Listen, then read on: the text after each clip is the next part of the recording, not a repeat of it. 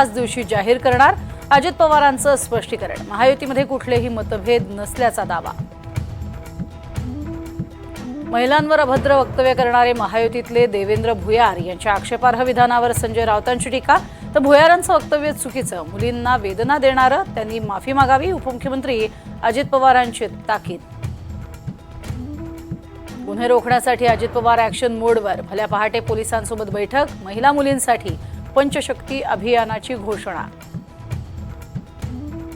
घटस्थापनेच्या मुहूर्तावर पक्षांतर, जागा वाटप, उमेदवारांच्या घोषणांच्या तयारीला वेग।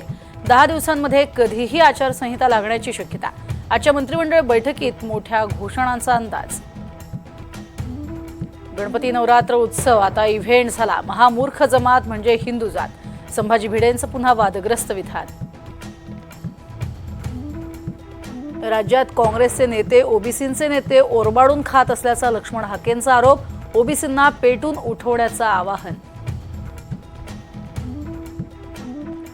बदलापूर प्रकरणातले शाळेचे अध्यक्ष सचिव अखेर अटकेत। 44 दिवसांनी बेड्या ठोकण्यात यश। आजपासून शारदीय नवरात्रोत्सवाचा उत्साह। राज्यभरात ठिकठिकाणी नवरात्रोत्सवासाठी जय्यत तयारी। मंदिरांमध्ये आकर्षक सजावट।